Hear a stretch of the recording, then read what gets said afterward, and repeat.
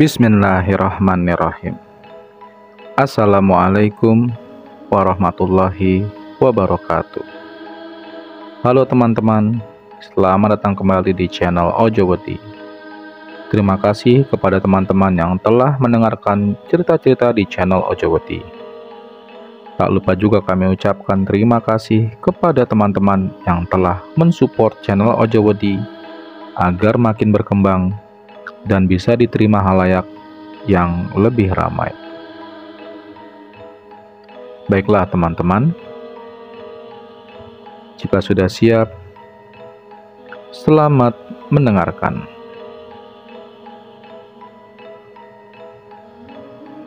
Sebelumnya saya akan menceritakan soal hantu 7 ini dahulu.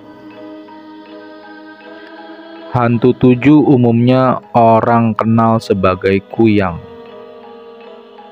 Kepala hantu 7 lepas dari badannya, terbang dan menghisap darah. Biasanya darah yang dihisap adalah darah wanita hamil. Ibu saya pernah berjumpa hantu ini waktu dia pulang mengaji. Jadi ceritanya, rumah di kampung jaraknya jauh-jauh. Ibu dan teman-teman pulang bersama. Tapi pada akhirnya ya mencar-mencar juga. Ketika melewati daerah-daerah yang sepi, saat itulah ibu melihat ada sesuatu bercahaya di atas pohon. Pas dilihat, ternyata kepala terbang. Terus dari lehernya menetes darah, tapi bercahaya seperti api. Ibu yang waktu itu masih SD langsung kabur tunggang langgang pulang ke rumah.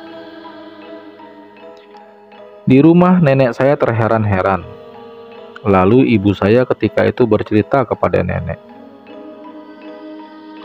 Hingga beberapa waktu kemudian nenek menceritakan cerita ini. Cerita ini diperkirakan sekitar tahun 1940-an. Karena menurut kisah saat itu sedang terjadi huru-hara masuknya Jepang ke Indonesia. Masa pendudukan Jepang adalah masa yang sulit karena berbagai bahan makanan dikumpulkan untuk persiapan perang. Di masa perang itu, masyarakat hidup sangat susah. Beras langka, tapi di Kapuas Hulu banyak sungai. Jadi, masyarakat masih bisa hidup dengan mengkonsumsi ikan atau hasil dari hutan. Jadi ceritanya di tengah belantara Kalimantan Barat, di salah satu kampung yang sekarang masuk wilayah Kapuas Hulu, tinggal sepasang suami istri bernama Upang dan Imas. Usia mereka masih muda, masih di bawah 30-an. Karena ekonomi yang sulit, Imas setiap hari membantu suaminya. Setiap pagi, sementara suaminya pergi mencari ikan dengan perahu, Imas masuk ke hutan mencari bahan makanan seperti daun paku atau pakis. Begitulah keseharian sepasang suami istri muda itu. Hidupnya damai-damai saja. Sampai suatu ketika dari dukun beranak di kampungnya, Imas tahu bahwa dia sedang hamil. Hari itu Imas pulang ke rumah dengan perasaan senang. Dipakainya baju yang paling bagus walaupun sebenarnya ia tak punya baju bagus. Tapi dipilihnya yang paling bersih, yang paling wangi. Dimasaknya masakan enak. Ia siap memberi kabar baik pada Upang suaminya. Senja menjelang, Imas duduk di depan rumah menanti Upang. Sampai malam datang, Upang tak juga muncul. Imas jadi khawatir. Tak biasanya Upang pulang terlambat. Waktu beranjak semakin malam. Imas makin khawatir. Ia lalu menyalakan obor, berjalan melalui jalan kampung yang becek. "Mau kemana kau, Imas, malam-malam begini?" tanya salah satu tetangga.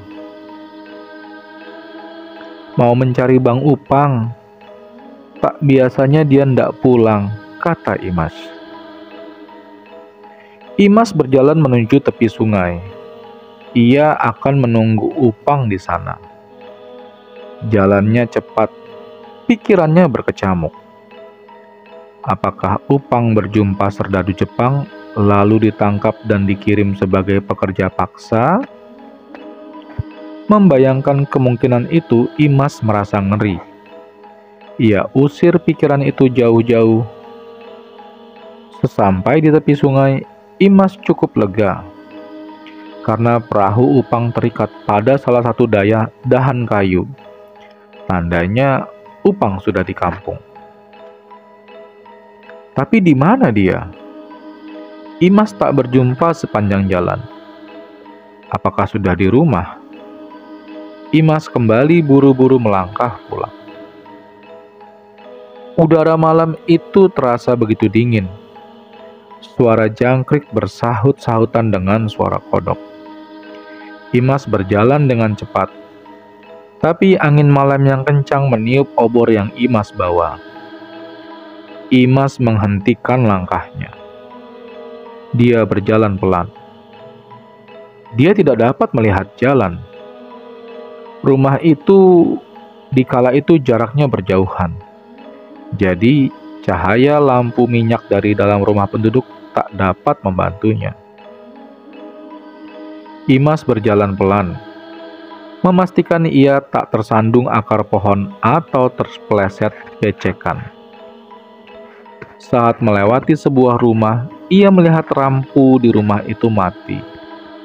Namun, di bawah kolong rumah tampak cahaya berkilauan. Oh iya, rumah di kampung itu tinggi-tinggi, tipikal rumah panggung Melayu. Terdorong keinginan hendak meminta api, Imas mendekati sumber cahaya tersebut. "Mak, Imas mau minta api, Mak," kata Imas dari kejauhan. Ia mendekati sosok itu. Sosok itu menoleh dan alangkah kagetnya Imas. Sebuah pemandangan mengerikan terpampang di depannya. Sosok itu adalah hantu 7.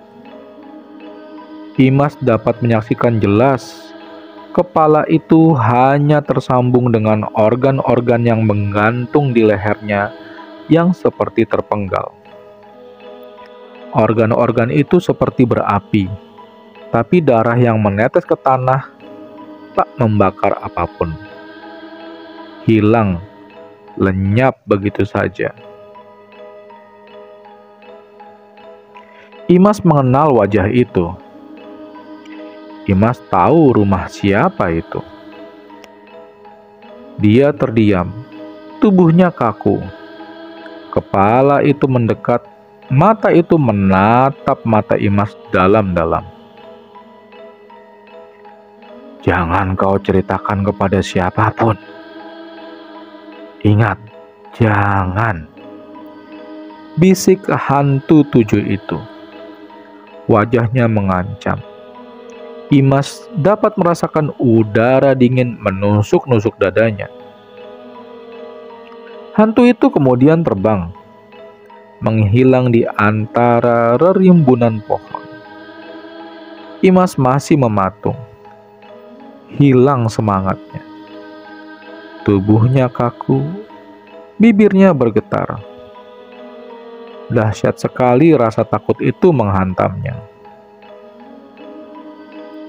Setelah kesadarannya kembali utuh, Imas kembali berjalan ke rumahnya dengan tubuh yang lemah. Energinya seperti terserap habis. Ia melihat lampu di rumahnya menyala. "Dari mana saja kau?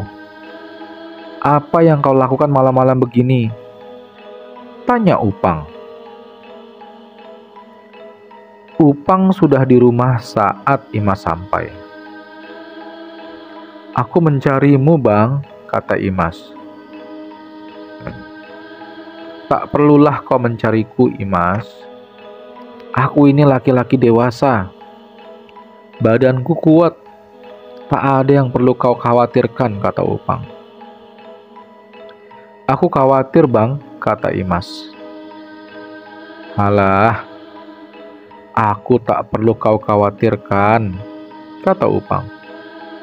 Imas tertunduk sedih. Ia bahkan lupa menceritakan kehamilannya. Tubuhnya lemah dan Upang malah marah-marah.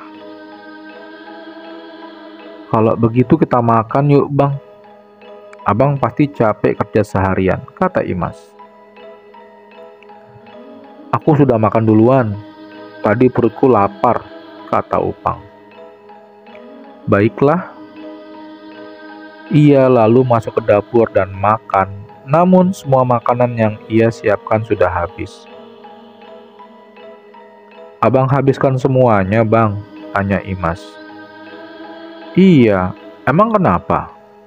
Kupikir kau sudah makan. Lagi pula kan kau hanya di rumah. Pastilah kau tidak terlalu lapar, bukan?" "Kalau gitu, Imas masak ikan yang abang tangkap saja." "Tidak ada ikan hari ini. Aku tidak dapat apa-apa," kata Upang.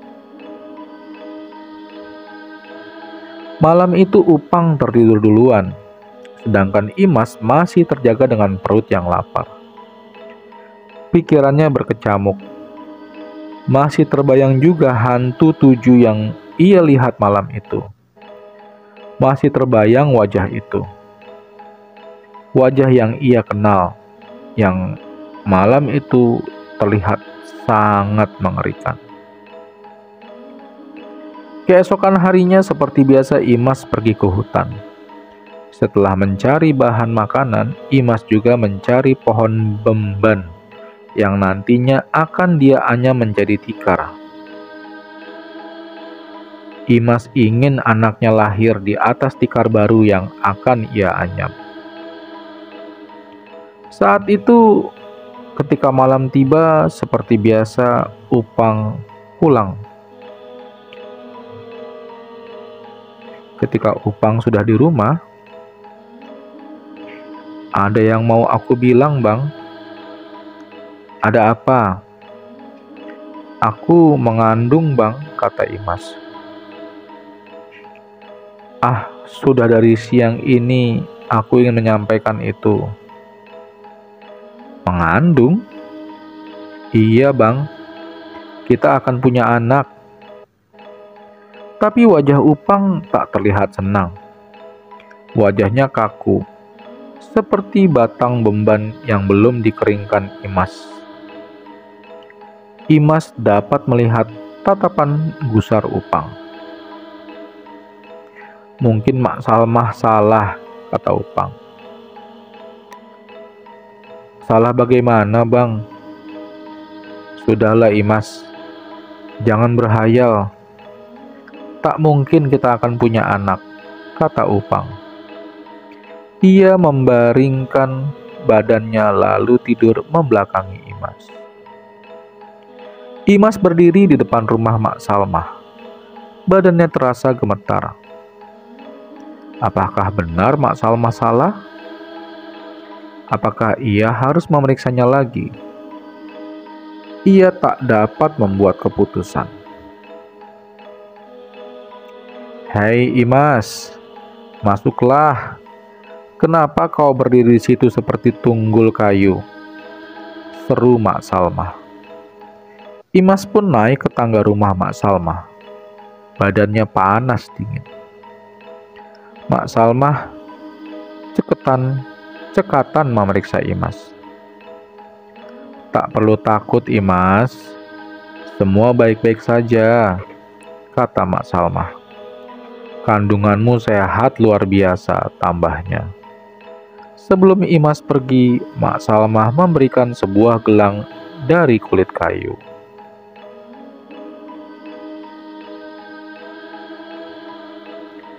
Pakailah ini. Ini akan membuat kau aman, Imas. Imas kemudian mengangguk. Minta rela, Mak, kata Imas setengah berbisik. Gelang kulit kayu itu dipercaya orang dulu sebagai penangkal hantu tujuh. Imas heran kenapa Mak Salmah memberikan gelang itu kepadanya. Tapi gelang itu tetap dikenakannya, sementara itu sikap Upang benar-benar berubah. Ia lebih sering pulang malam. Tak jarang ia pulang dengan aroma arak yang menyengat. Imas benar-benar merasa sedih. Hingga usia kehamilan 6 bulan, Imas benar-benar merasa makin sendirian.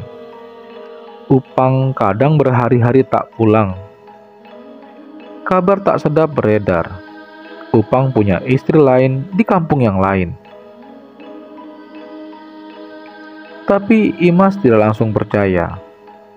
Ia tak yakin Upang setega itu kepadanya. Benar bahwa pernikahan mereka adalah hasil perjodohan, tapi di awal pernikahan Imas dapat merasakan Upang mencintainya.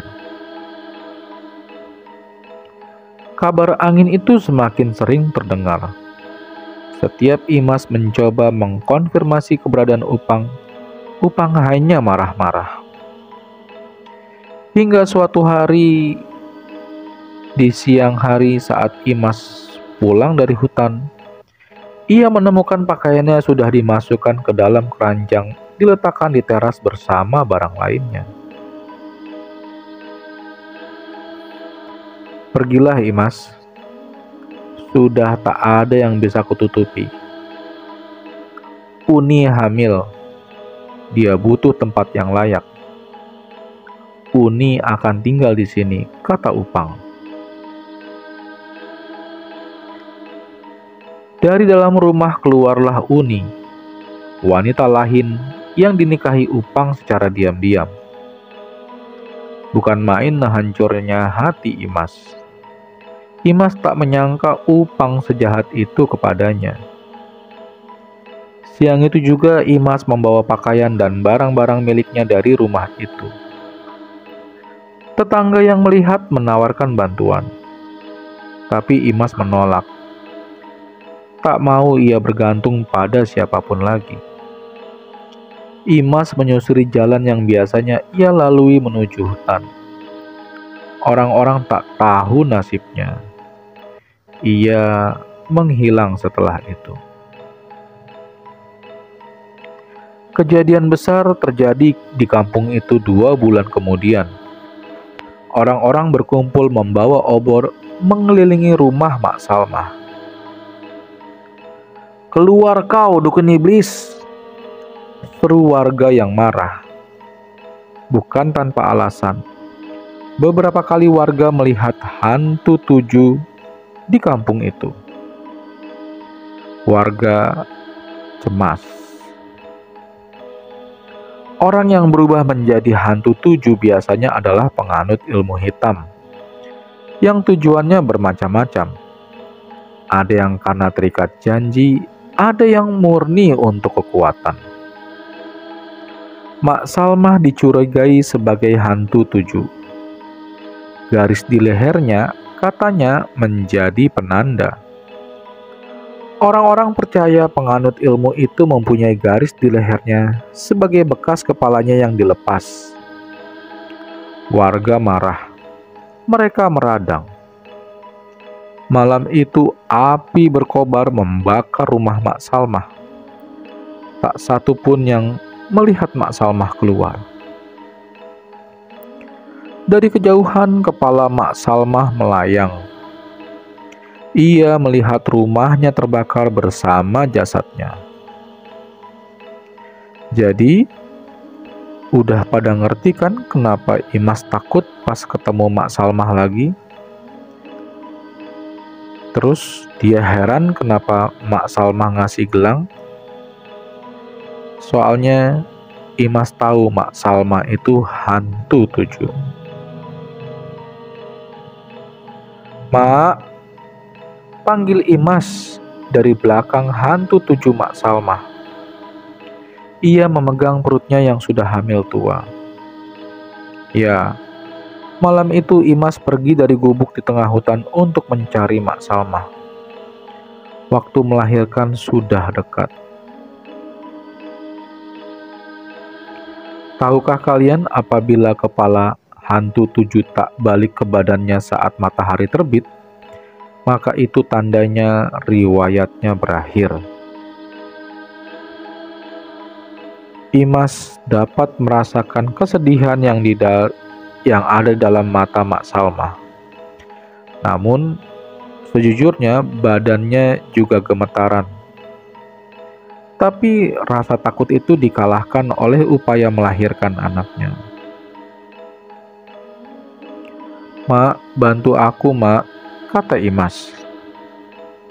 Jadi selama ini Imas tinggal di hutan, di sebuah gubuk bekas warga. Sehari-hari ia makan dari hasil hutan, memastikan ia terus hidup bersama bayi di perutnya. Malam itu di gubuknya di tengah hutan, Imas berusaha melahirkan sendiri bayi yang dikandungnya. Mak Salma dalam bentuk hantu tujuhnya memberikan instruksi seadanya. Menjelang dini subuh hari, sesosok bayi dilahirkan dalam hening. Tak ada suara, hanya jangkrik yang berisik di luar. "Ada apa, Mak? Ada apa?" "Dia tidak ada, Imas. Dia tidak ada." Bayi itu lahir tak bernyawa. Imas meraung sejadi-jadinya. Bayi yang dinantikan Imas tidak selamat. Bayi itu telah meninggal. Semua energi Imas seperti terserap habis. "Maafkan aku, Imas. Seandainya tubuhku masih lengkap, pastilah aku akan menolongmu," kata Mak Salma. Imas meraung dan menangis. Ketika hari menjelang pagi, "Maafkan aku, Imas, tapi sebentar lagi aku harus pergi. Kau kuatlah di sini. Dunia ini jahat, Imas. Bila kau tak menerkam, kitalah yang diterkam," kata Mak Salma. Imas dapat merasakan kesedihan memenuhi gubuk itu. "Boleh aku minta tolong, Mak Salma, untuk terakhir kalinya?" tanya Imas. "Apa itu, Imas?" "Berikan aku ilmu itu, Mak. Berikan aku ilmu hantu tujuh," pinta Imas. "Tak takutkah nasibmu berakhir seperti aku?" tanya Mak Salma. "Aku sudah tak peduli, Mak. Giliranku menerkam. Aku sudah tak punya siapa-siapa. Ini takdirku, Mak," kata Imas. Maka sebelum matahari terbit diwariskanlah ilmu itu. Ilmu yang membuat Imas dapat menjelma menjadi hantu tujuh. Sakit hati Imas telah membuatnya menjadi manusia yang berbeda. Setengah manusia, setengah hantu. Kehidupan Upang dan Uni berlangsung normal.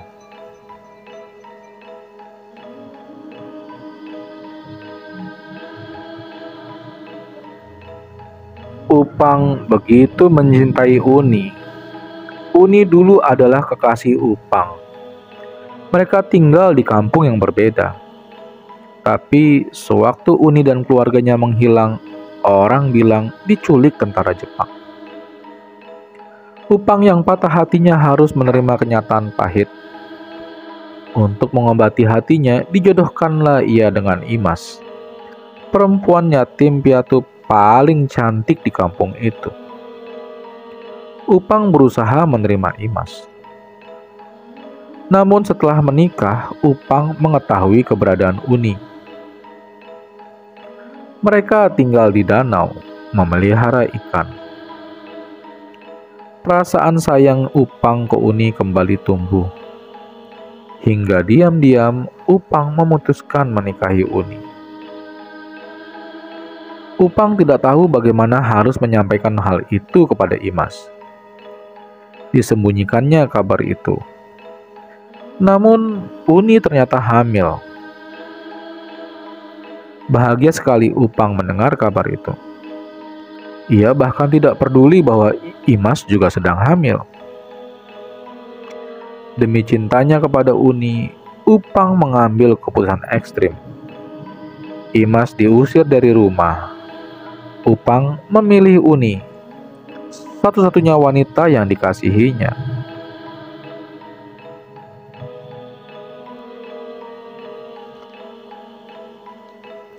Upang tak pernah tahu itu akan menjadi keputusan yang sangat disesalinya. Itu adalah keputusan paling bodoh yang pernah ia pilih. Siang itu, seusai menguburkan bayinya, juga kepala Mak Salmah, Imas merencanakan sebuah pembalasan. Upang sedang menghisap rokok tembakau di luar malam itu. Uni yang usia kandungannya mulai menua sudah rebahan di dalam. Walau Upang tak mengizinkan Uni bekerja selama mengandung, tapi urusan membersihkan rumah juga membuat Uni begitu letih. Maka, seiring angin yang bertiup kencang menghantam jendela, lampu minyak di rumah itu padam. Secepat itu, sesosok kepala terbang dengan tetesan darah bercahaya bagai api menyala-nyala melayang masuk ke rumah. Dari dalam kamar terdengar pekikan teriakan Uni. "Abang!" Upang kaget bukan kepalang. Dimatikannya rokok dan disambarnya parang yang tergantung di dinding. Upang dapat melihat sosok itu. Sosok hantu 7. Wajah itu begitu ia kenal. Imas menatapnya tajam. Suara Imas menggema. "Kau renggut bahagiaku, maka kau tak pantas bahagia, Upang." Upang menggigil tertunduk. Hantu 7 itu lalu terbang melalui jendela. Angin bertiup kencang, pintu jendela tertutup kencang. "Uni, Uni!" kata Upang sambil berusaha menyalakan lampu minyak. Upang tak mampu menahan tangisnya. Di hadapannya terbujur wanita yang dicintainya, terlentang dengan mata terbelalak. Kulitnya keriput seperti menempel kepada tulang. Lehernya robek. Tangannya kaku seperti orang yang sedang berusaha menggapai sesuatu. Pemandangannya begitu mengerikan. Sementara itu di luar, warga berkerumun membawa obor. Mereka mengejar sosok hantu 7 yang tak sengaja dilihat salah satu warga. Hantu itu terbang ke arah hutan. Dengan amarah luar biasa, Upang menyambar parang dan bergabung dengan warga. "Imas, hantu 7 itu adalah Imas. Aku lihat dengan mata dan kepalaku sendiri," serunya. Maka bergegaslah mereka ke hutan, menyusuri setiap sisi hutan, hingga mereka menemukan gubuk reot dengan atap bocor di mana-mana. Barang-barang seadanya ada di sana, tapi tak ada siapapun. Kain bekas darah melahirkan masih teronggok di sana. Juga 2 kuburan baru menjadi saksi bisu kepergian Imas malam itu. Melihat kondisi gubuk, muncul penyesalan luar biasa dalam diri Upang. Warga menggali kuburan dan menemukan kepala Mak Salmah dan bayi Imas. Kepala Mak Salmah membusuk dimakan belatung. Aromanya menusuk membuat semua yang ada di situ merasa mual. Setelah hari itu, tak ada yang tahu kemana perginya Imas. Seperti ditelan bumi, Imas kembali menghilang. Terima kasih teman-teman telah mendengarkan cerita-cerita di channel Ojowedi. Akhir kata, Waalaikumsalam warahmatullahi wabarakatuh. Bismillahirrahmanirrahim. Assalamualaikum warahmatullahi wabarakatuh. Halo teman-teman, berjumpa lagi di channel Ojowedi. Terima kasih kepada teman-teman yang telah mendengarkan cerita-cerita di channel Ojowedi. Dan tak lupa juga kami ucapkan terima kasih kepada seluruh teman-teman yang telah mensupport channel Ojowedi agar channel ini makin berkembang dan bisa diterima oleh halayak yang lebih ramai. Seperti biasa teman-teman, jika sudah siap, selamat mendengarkan.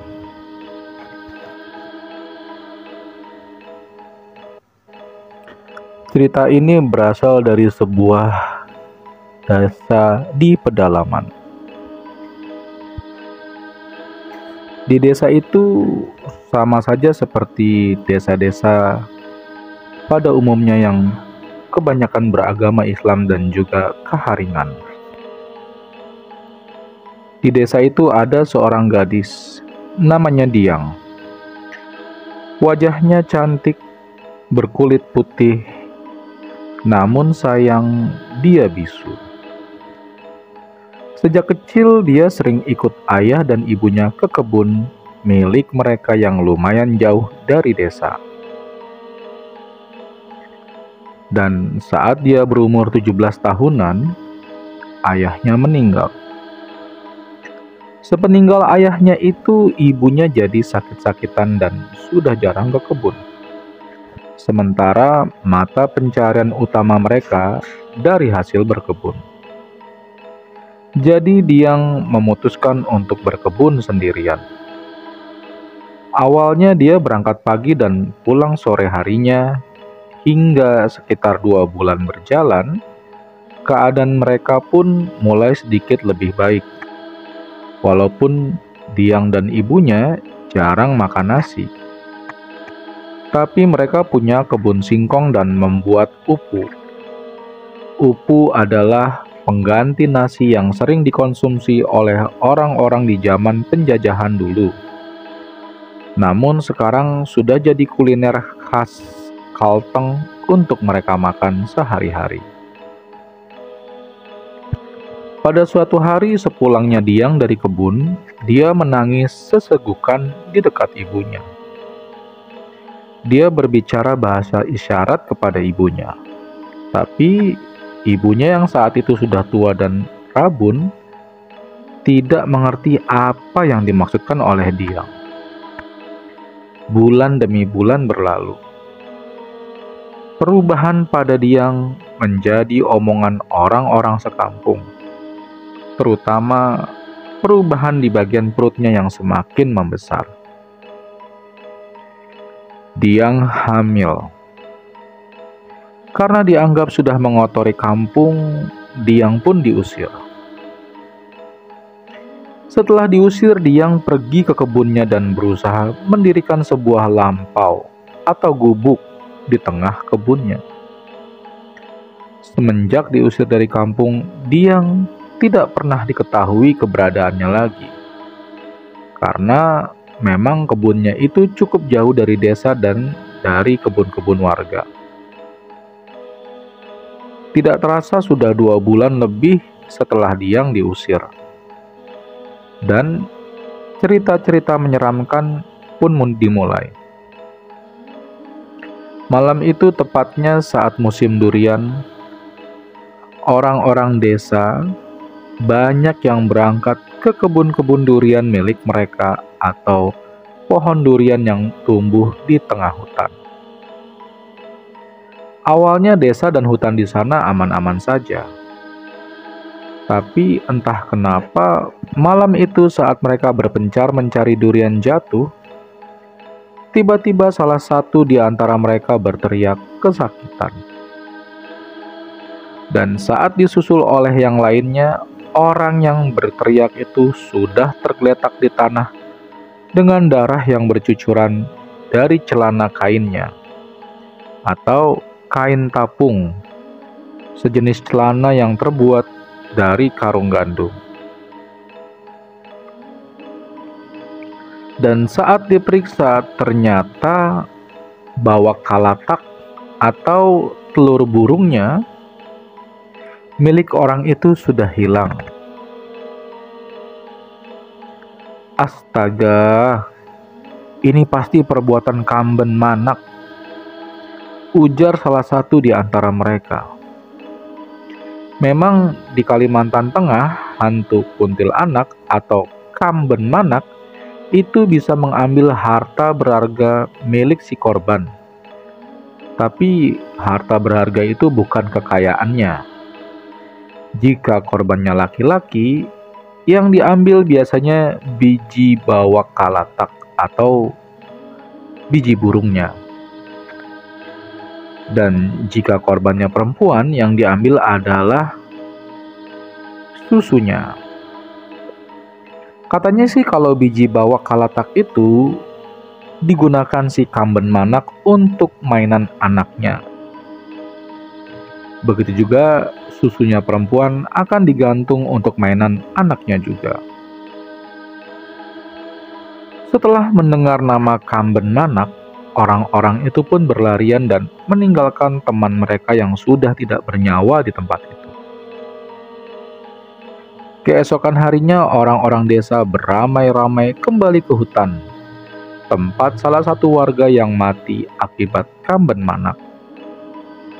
Saat sampai di tempat mayat itu, mereka semua dibuat ngilu sekaligus takut melihat keadaan mayat yang sudah hilang bijinya itu. Darah sudah mengering dan tubuhnya sudah dikerubungi hewan-hewan kecil. Singkatnya, sekitar seminggu ini sudah sekitar 5-6 warga yang mati karena Kamben Manak. 2 di antaranya berjenis kelamin perempuan dan mayat ditemukan tanpa payudaranya. Payudaranya hilang diambil paksa oleh Kamben Manak. Dan korban yang laki-laki sama persis seperti korban pertama. Telur burungnya hilang. Ini sudah tidak bisa dibiarkan, Pak, kata salah satu warga. Kita tidak bisa berbuat apa-apa selain berhati-hati. Dan jika sudah malam hari, jangan pernah ada yang keluar rumah apapun alasannya, ujar kepala desa. Setelah itu, para warga pun pulang. Saat pulang menjelang malam hari, para warga didera perasaan takut. Takut akan kematian yang disebabkan oleh Kamben Manak itu. Desa sudah mulai sepi. Tak ada nyala lampu tembok. Rumah-rumah warga semuanya gelap gulita. Desa itu seperti desa yang tak berpenghuni jika sudah malam hari.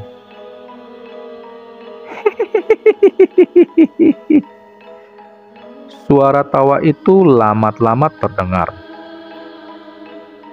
Siapapun yang mendengar suara itu pasti akan langsung bersembunyi. Brak! Pintu rumah terbuka paksa. Seperti ada angin yang sangat kuat mendorong pintu itu. Rumah itu milik keluarga Pak Itan. Pak Itan memiliki 3 anak dan 1 orang istri.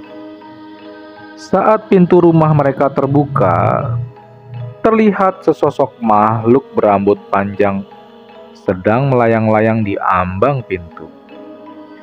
Sontak saja Pak Itan dan keluarganya sangat ketakutan melihat makhluk itu. Namun, di tengah ketakutan istri Pak Itan, Istri Pak Itan langsung memangku suaminya sambil berkata, "Tuh anak-anak ayungku, yaku sanggup manak katuh kakare, ida kilahi kau pang manak ije, gin mate baum kau. Tuh yalang pungkuh," yang artinya, "Ini anak-anakku. Aku sanggup melahirkan banyak anak, tidak seperti kau yang baru sekali melahirkan langsung mati. Lihat, ini kemaluanku," teriak istri Pak Itan. Sesaat setelah istri Pak Itan berteriak seperti itu, tiba-tiba makhluk yang melayang-layang di ambang pintu tersebut terbang. Saat makhluk itu pergi, seisi rumah Pak Itan bergetar, seperti terkena angin topan. Kau tahu dari mana cara mengusir kamben manak itu?" tanya Pak Itan pada istrinya. "Aku ingat cerita kakekku dulu. Kata-kata itu bukan penangkal, tapi untuk membuatnya sabanen atau malu.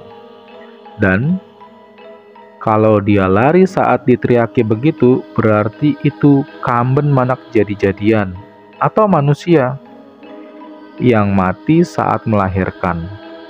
Tapi kalau dia tidak lari, berarti itu kamben manak asli, kamben manak hutan yang hanya bisa disuruh pergi saat kita membaca tantulaknya atau penangkalnya," jawab istrinya Pak Itan. Mereka masih bergetar dan masih gemetar ketakutan. Keesokan harinya, cerita dari keluarga Pak Itan tersebar di seluruh desa itu. Dan pada saat malam harinya, para bapak-bapak sudah siap di pangkuan istri mereka. Siap-siap jika sewaktu-waktu kamben manak muncul seperti yang diceritakan Pak Itan. Dan benar saja, malam itu giliran rumah Pak Uui yang didatangi oleh kamben manak. Namun, tragisnya saat melihat sosok perempuan berambut panjang yang melayang-layang di ambang pintu, tiba-tiba istri Pak Uui pingsan. Dan dapat ditebak apa yang akan terjadi. Pak Uui meninggal secara tragis dengan biji 2 bawak kalataknya menghilang. Korban kamben manak sudah semakin bertambah. Bahkan tidak hanya di desa itu. Di desa-desa yang berdekatan dengan desa tersebut pun tidak luput dari sasaran kamben manak. Ketakutan para warga berlangsung sampai berbulan lamanya. Hingga suatu hari, ada beberapa orang dukun yang dipanggil ke desa tersebut. Kamben manak ini berasal dari seorang perempuan yang mati beranak di sekitar kampung ini, ujar salah satu dukun itu. Para warga saling berpandangan satu sama lain. "Jangan-jangan si Diang?" tanya salah seorang warga tiba-tiba. "Untuk meyakinkannya, lebih baik kalian cari dia sampai ketemu," perintah kepala desa. Jadi hari itu berangkatlah semua warga untuk mencari keberadaan Diang. Seluruh desa sudah dikelilingi, begitu juga hutan-hutan di sekitar desa. Namun tidak ada hasil. Hanya satu tempat yang belum diperiksa, yaitu kebun milik keluarga Diang. Dan benar saja, saat mereka tiba di kebun itu, mereka melihat sebuah gubuk dengan pintu yang terbuka, dan saat salah seorang warga masuk ke gubuk itu, dia melihat kerangka manusia yang di bagian tulang kelaminnya seperti ada kerangka tubuh anak kecil yang berada separuh di luar dan separuh di dalam. Jadi kira-kira baru melahirkan setengah, namun kehabisan tenaga. Dan bisa dipastikan itu adalah janinnya. "Diang sudah mati!" teriak warga yang tadi masuk ke dalam gubuk. Hari itu juga semua warga menguburkan tulang belulang Diang dan anaknya. Dan setelah penguburan diadakanlah ritual untuk menangkal gangguan makhluk halus, termasuk Kamben Manak. Memang benar, keadaan di desa itu mulai aman. Walau kadang-kadang ada suara-suara tawa cekikikan, namun tidak sampai memakan korban lagi. Walau di siang harinya para warga sering menemukan gumpalan darah di tanah atau di jalanan hendak ke kebun atau ke hutan, orang-orang bilang darah itu adalah darahnya si Kamben Manak. Kata orang, kalau darah-darah itu atau tatangkalau tidak sengaja dilangkahi, maka darah-darah itu akan menjadi Kamben Manak yang baru. Dan jika ketemu darah itu di hutan, lebih baik diludahi saja. Dan setelah meludahi darah itu, jangan sekali-sekali menengok ke belakang. Terima kasih teman-teman telah mendengarkan cerita-cerita di channel Ojowedi. Akhir kata, wassalamualaikum warahmatullahi wabarakatuh.